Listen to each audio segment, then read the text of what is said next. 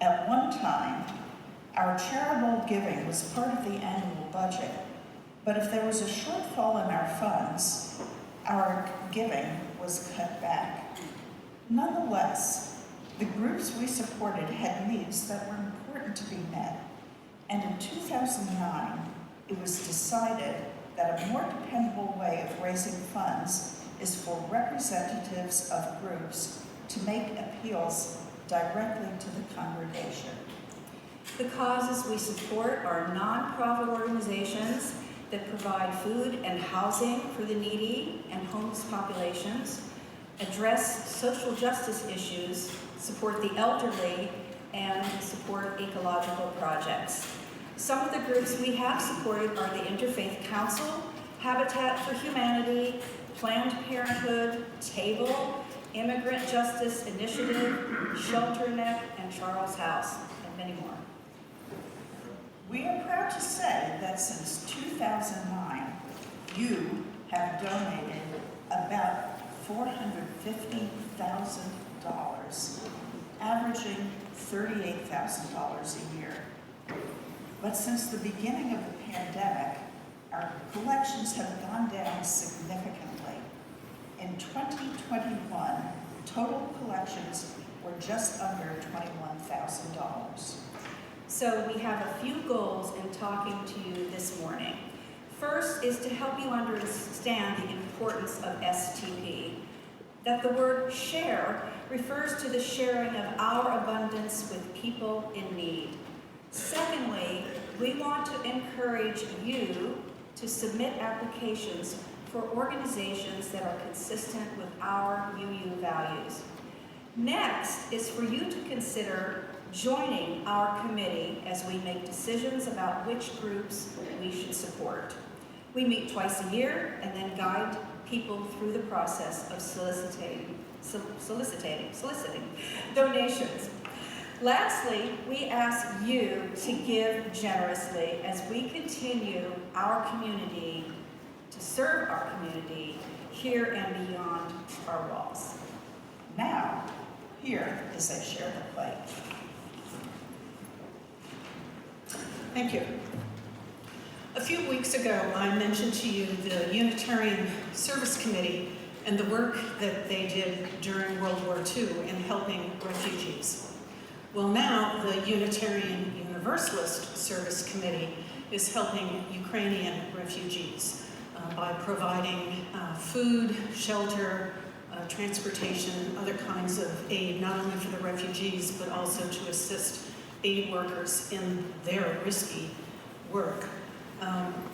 Here at home in Chapel Hill, there's not a whole lot that we can do hands-on, but one of the things that we can do is to provide some of the financial resources that they need for those many ways of helping the refugees.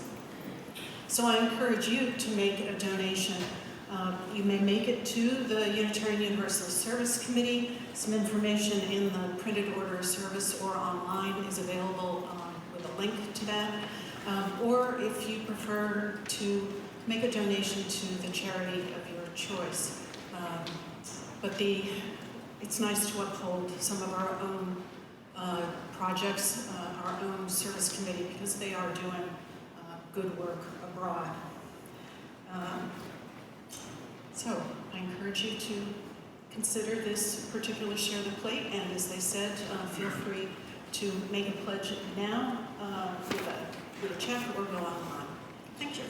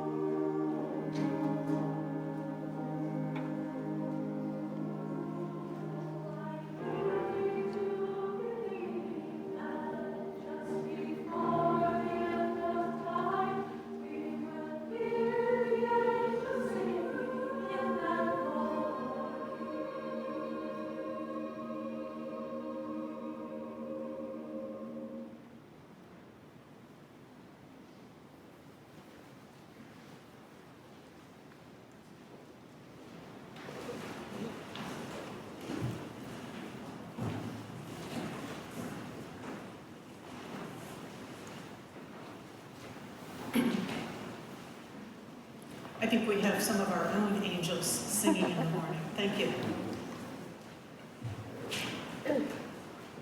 I occasionally hear people say, not typically Unitarian Universalists, but others, say that Unitarian Universalism has no there. And I think that what they mean by saying that is that we have so many sources that we draw from that we don't really have anything of our own. We just pull what we like from other people's beliefs. I don't think that's quite true. We do draw from other sources, but we don't copy those sources. We're not imitating those other traditions or wisdom ideas. We draw from many sources because we, as I have said before, we don't believe that there is one truth for all people, in all places, and for all time. We often say that revelation is not sealed. In other words, new ideas can emerge at any moment, and we can change our ideas depending upon our experiences and what is being revealed to us in many different ways. And so to deny the wisdom that exists out there and to only look at one particular path just doesn't make a whole lot of sense to most of us. For me, one of the significant theirs that we have is our 7 principles. They are our guide, they're our ethical guide, they are our behavior, our aspirational living. And there are 7. The first begins with a sense of individual dignity and respect, and it moves through an arc to the larger world, the community.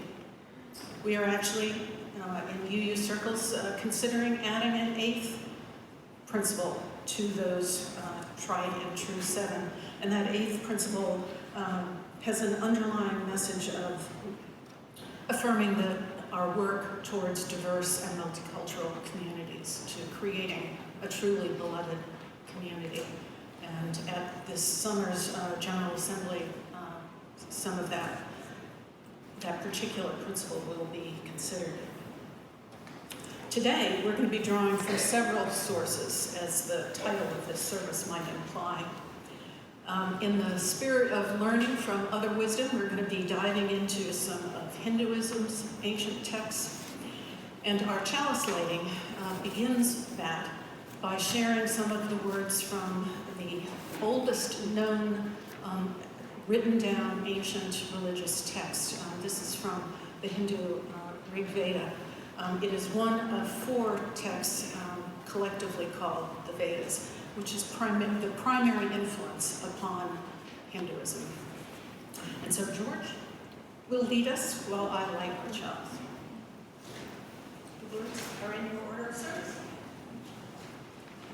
Please join me in reading the words if you wish. Let us be united. Let us speak in harmony.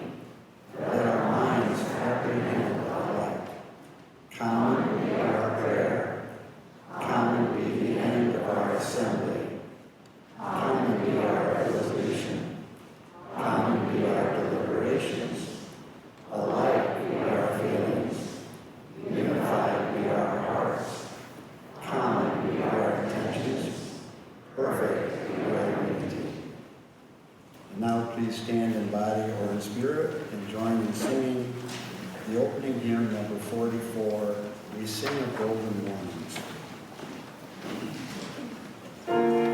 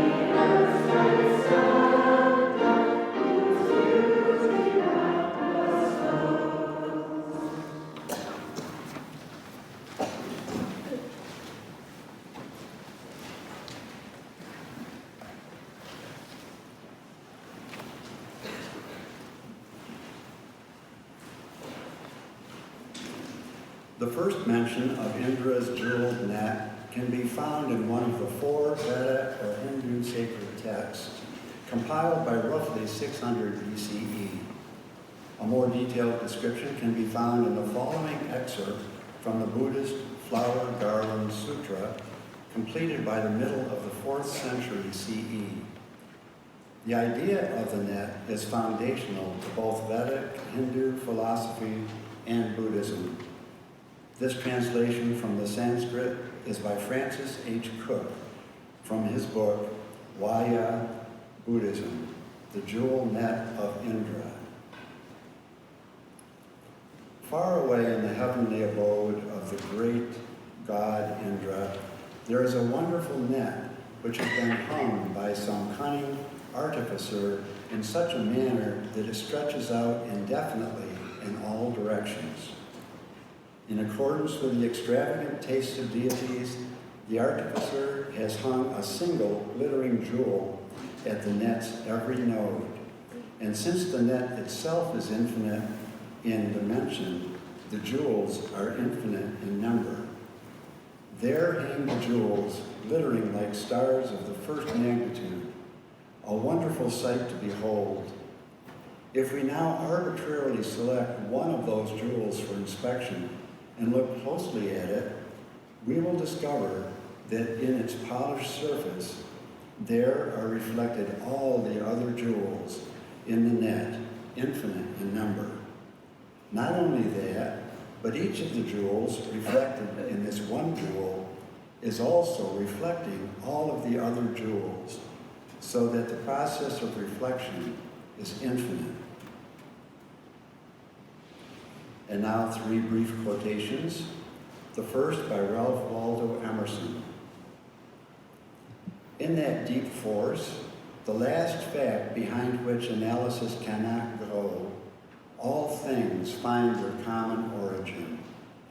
It is one light which beams out of 1,000 stars. It is one soul which animates all. We live in succession, in division, in parts, in particles. Meantime, within man is the soul of the whole, the wise silence, the universal beauty, to which every part and particle is equally related, the eternal one. Second, by Carl Sagan, we are the local embodiment of a cosmos grown to self-awareness. We have begun to contemplate our origins.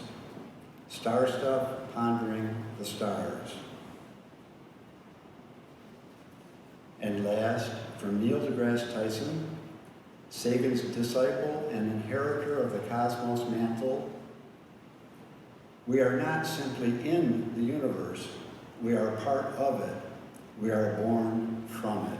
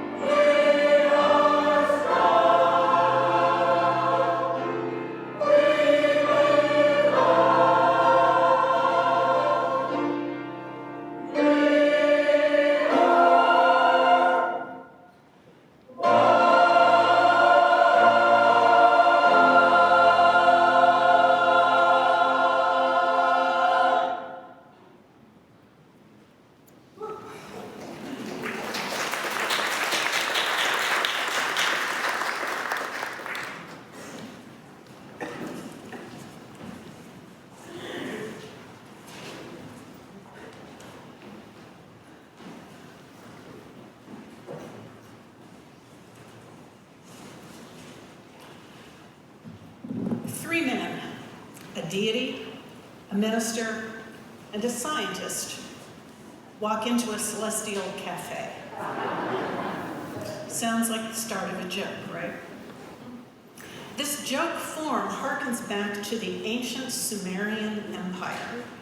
A clay tablet dated to about 1800 BCE features a joke about a dog walking into an inn and asks what's behind the closed doors. You have to be Sumerian to get the joke.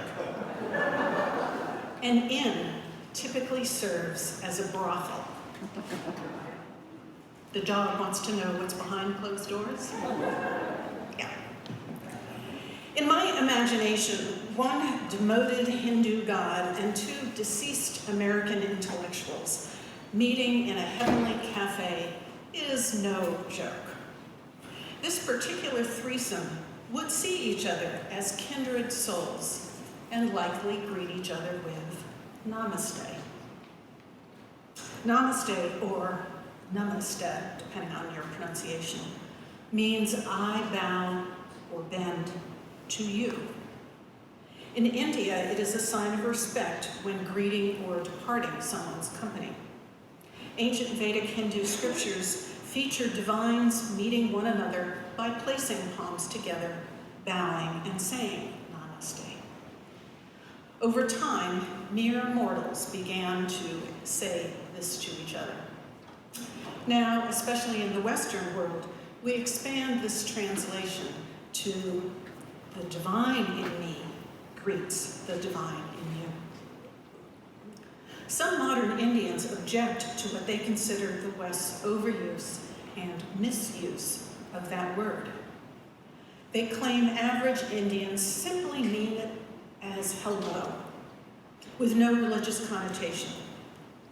Similarly, the English goodbye once meant God be with you, proving the fluidity of language. Objection aside, being a god, Indra would deem it proper to be greeted by namaste. Ralph Waldo Emerson would too, because the transcendentalist and Unitarian minister believed we carry a spark of the divine within ourselves, and divinity resides in all things. Beliefs informed by his own reading of Vedic scriptures. Carl Sagan, a self-described religious naturalist, once said Hinduism was the only religion that accurately represents the cyclic nature of the cosmos, since creation arises out of destruction, and that Indra's net described the quantum world of physics. Even he might appreciate the greeting. In their own way, the three describe an interconnected universe that ultimately consists of many parts, but one substance. Earlier, you heard a description of Indra's net from a Buddhist text. Buddhist and Hindu traditions both share this foundational metaphor of connectedness and oneness. Imagine the net looking something like this stole. Only Indra's divine creation is infinite and multidimensional, just as the universe appears to be in all directions and infinite. The net is the universe. Nothing exists outside the net. In Hinduism, the foundation or binding unity of the net is called Brahman, a name for the unknowable, ultimate reality. At every node or cross point of the net sits a jewel. Each jewel acts like a mirror, reflecting all the other jewels on the net. Although each jewel appears separate, they are considered one because whatever happens to one happens to them all. If you put a red dot on one jewel, all the other jewels would show that red dot. Everything is interconnected like the jewels in the net, without distinction, They are one. Separateness is an illusion. To further understand this oneness, think of the waves of an ocean. Each wave is separate, but they are part of the whole ocean, indistinguishable and made of the same substance of the whole ocean. Another analogy comes from the late Buddhist teacher Thich Nhat Hanh. He said, clouds in the sky are one with a piece of paper. A cloud brings rain, the rain nurtures a tree, the tree provides pulp, and the pulp makes paper. The cloud exists within the paper, separate but one. Hinduism's many gods and goddesses reflect the one in many too, because they are avatars of the one ultimate reality. Hindus may worship one aspect of this reality, represented by such deities as Shiva, Kali, Brahma, Ganesha, Krishna. But each deity exists within the one whole. And since the whole is divine, every aspect of reality is divine, including you and me. Vedic Hindu philosophy came to America in the mid-1800s and found a ready reception from what became known as the Boston Brahmins, the elite intellectuals of the day, many of whom were Unitarian, including Emerson. Due to increased commercial trade with India and Britain's colonial influence, translations of Sanskrit texts became available in America, and Emerson read them all. He once said of the Hindu Bhagavad Gita, another sacred text, quote, "It was the first of books. It was as if an empire spoke to us, nothing small or unworthy, but large, serene, consistent, the voice of an old intelligence, which in another age and climate had pondered and then disposed of the same questions which exercise us." Emerson's crowd, like Henry David Thoreau, Walt Whitman, and Frederick Douglass, embraced Vedic philosophy. Douglass found its message of equality valuable, its concept of the individual's relationship to the world intrigued Thoreau, and Whitman admired its recognition of the multiplicity within a singularity. Due to the prominence of the Boston Brahmins, Vedic ideas had great influence on American culture as a whole, and especially on Unitarianism. Finally, we come to Carl Sagan. I think he harmonizes Indra's jeweled net with current science.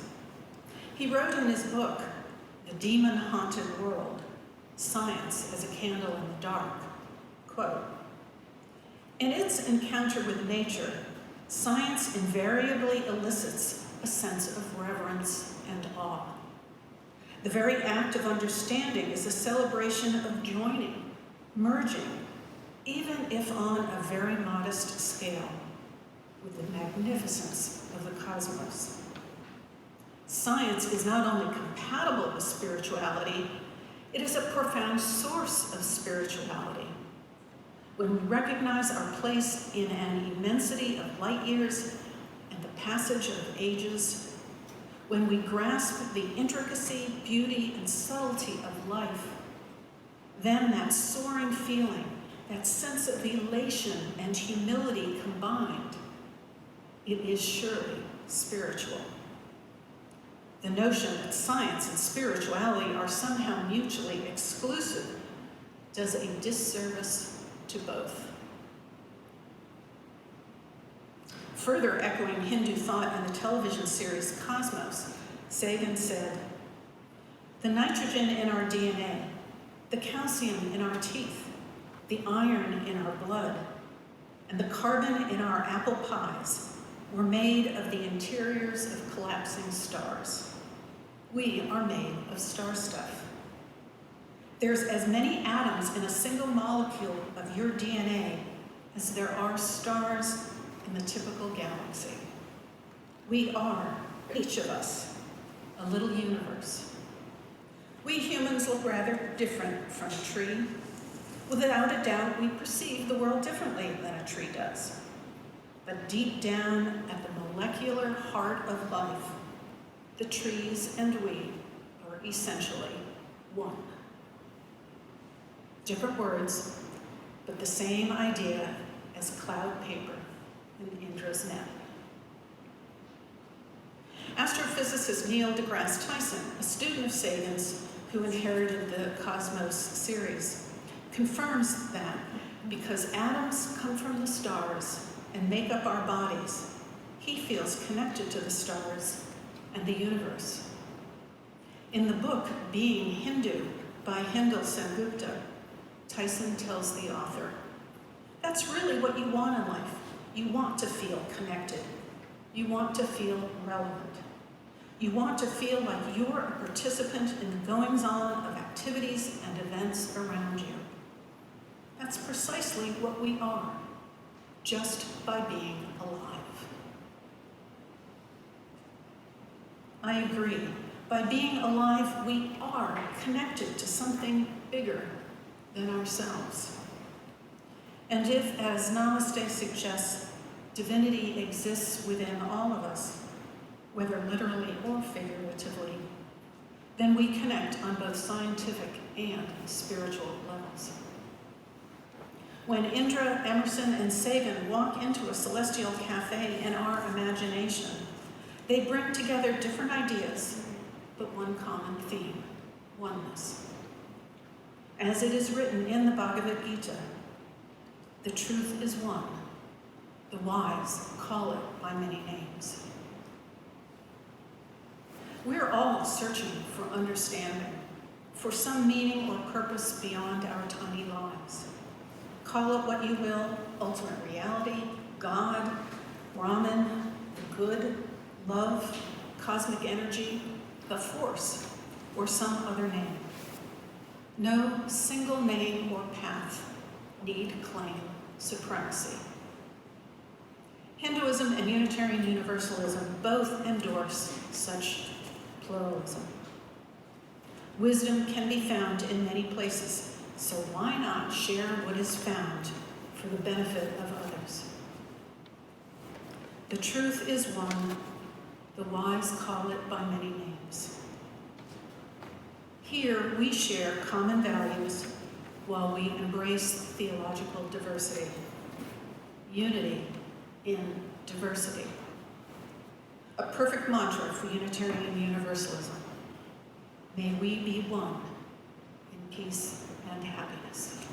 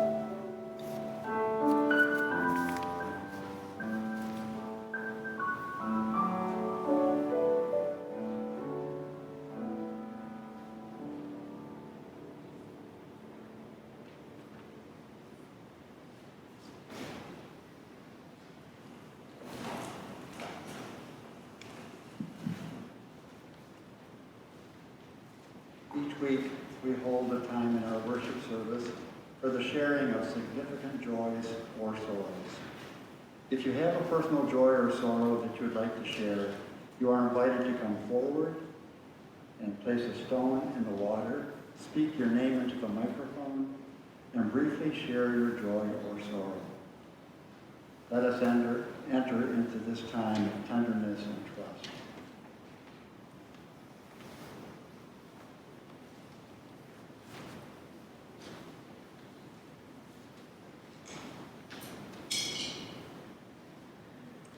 Hi, Joel Beaujolais, and I have a sorrow that is wrapped up in a joy. About a year and a half ago, my brother and I realized that my mom's dementia had just escalated and she needed full-time care. Sorry, I'm okay. I just get emotional when I think about it. We moved her into a home that's close by here, close to me, and so when I visited yesterday, you can really see the disease progress, and it's sad. People say it's a cruel. Until you live it, you have a loved one living it. It's really, really terrible.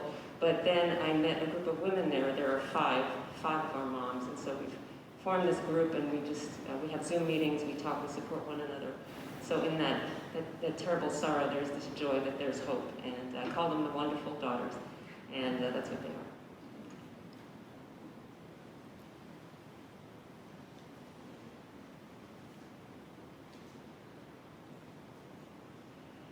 My name is Maureen O'Rourke, and my cousin Walter died.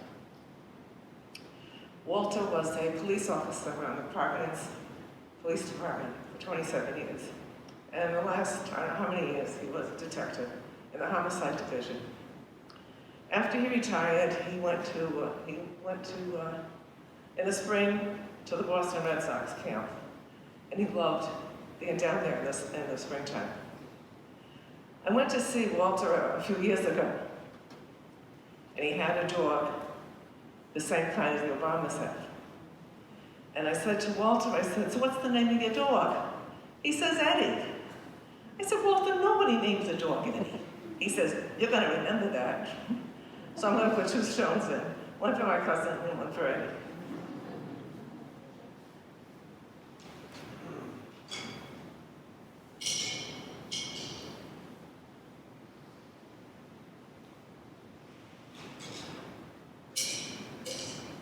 Good morning, I'm Jenny Warnash. I dropped 2 stones. One today is my mother's 80th birthday, so a very happy birthday to her. And the second stone, I am back in school at the UNC School of Nursing, and I graduate in May.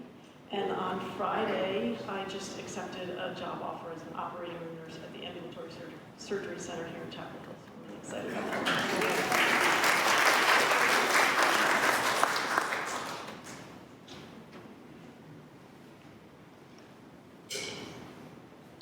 Morning, I'm Alan.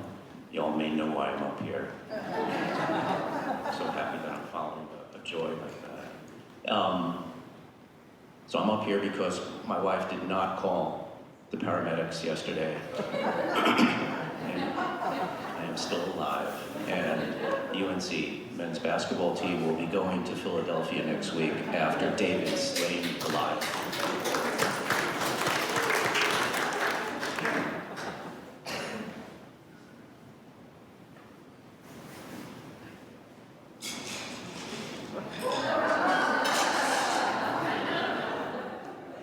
My name is Gerald Bonner, and for some of you that don't know, I'm with the American Red Cross at times. And the last part of our community service was to have a blood drive this past Thursday. 28 of you showed up, which met our goal of 100% donations, which means we've saved 100 lives.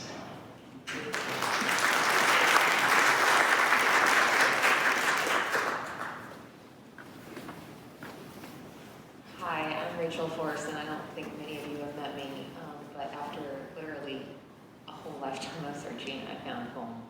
And I want to introduce myself to you because my children and I decided we're joining your church. So thank you.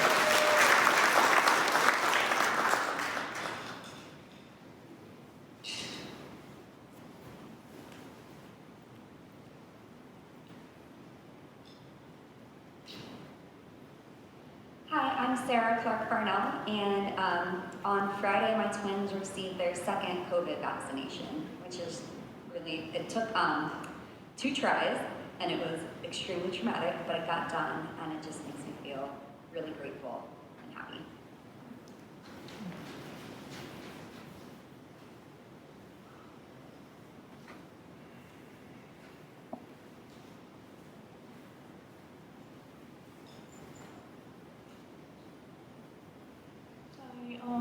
I'm Amy, the physics Amy, and my dad died on Thursday.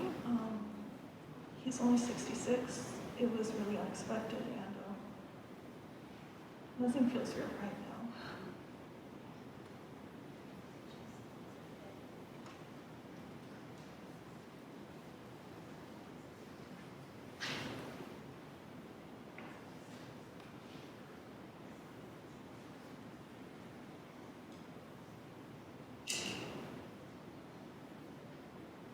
This last Gong is for all those joys and sorrows this morning that were unspoken, but they'll live in our hearts and are no less real.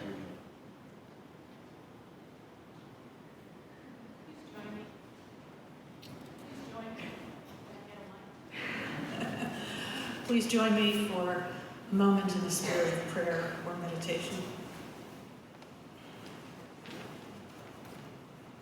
Source of life and love, God of our hearts, love.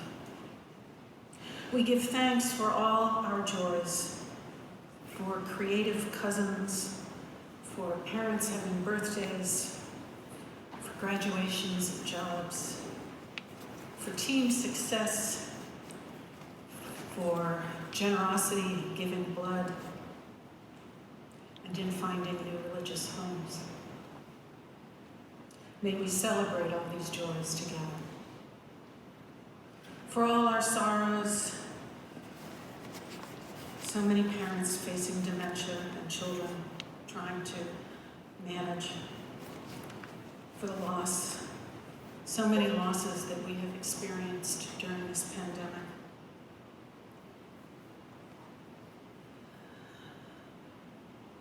Too many sorrows to name. May we hold each other tenderly. May we do all that we can to ease the suffering of those in our community and well beyond these walls. The need is great, but kindness, love, and generosity go a long way. Go a long way. May we all experience that greater peace and happiness that all religions dream of. Please remain seated as we sing number 197 in your hymnal. It's not 97, it's printed in the order service. Our opening hymn, number 44, was by Ralph Waldo Emerson. This meditation hymn is written by Rabindranath Tagore, who was a Hindu reformer and Nobel Prize winner. Well, also every time we do the chorus, there are numerous strings in your lute. Let me add my one among them. We'll do that twice, and then go on to the verses. The verses are a little hard to find, so you see. But, trust me.